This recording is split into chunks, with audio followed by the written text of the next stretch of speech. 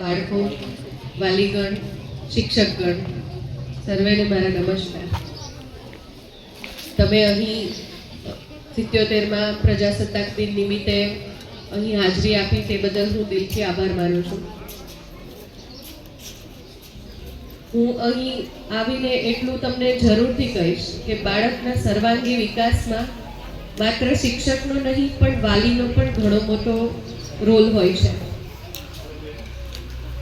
આપણે હંમેશા આપણા હક તરફ જઈએ છીએ કે આ મારો હક છે. આપણા સંવિધાનમાં હકની સાથે ફરજ પણ આપેલી છે. તો દરેકને હકની સાથે ફરજથી પણ સભાન હોય તે બાબતનું ખાસ ધ્યાન આપવું. આપણા બાળકો ખાલી આપણા નથી, એ ભારતનું ભવિષ્ય છે. એટલે જેટલું અહીંથી શિક્ષક દિલ દઈને કામ કરે છે તેની સાથે વાલી પણ એટલું ઇન્વોલ્વમેન્ટ રાખશે ને ત્યારે બાળકનો સર્વાંગી વિકાસ થશે.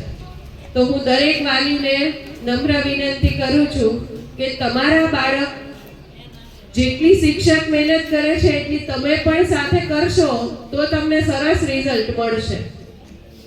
તમે જ્યારે વાલી મીટિંગ હોય ત્યારે અમે બધા વાલી અહીંયા આવે ને એવી અપેક્ષા રાખતા હોઈએ છીએ, પણ અમને કાયમ જ બહુ ઓછા વાલી અહીંયા આવે છે. તો હવે પછી એવી આશા રાખીએ કે દરેક વાલી મીટિંગમાં અહીંયા આખું ગ્રાઉન્ડ ભરેલું હોય. બરાબર ને? હાય નથી પાડતા તમે. બહુ નબળો રિસ્પોન્સ, હજી વધારે. આટલો નબળો રિસ્પોન્સ. આટલા બધા જણા છે, આટલો જ અવાજ ખાલી.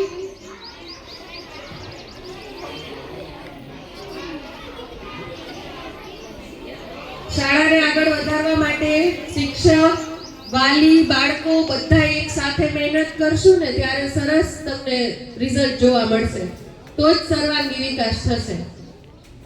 અને આપણે દેશને વ્યસન મુક્ત બનાવવો છે તો શરૂઆત આપણાથી કરવી પડશે ને.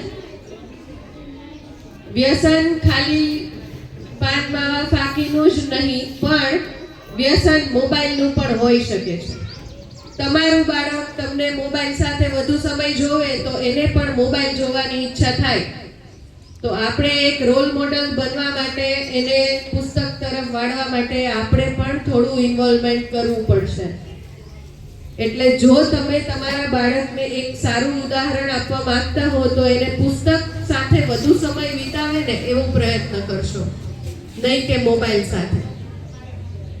અને બાળક તમારું અનુકરણ કરે છે, તેથી તમે જે કરશો ને એ જ બાળકો કરશે.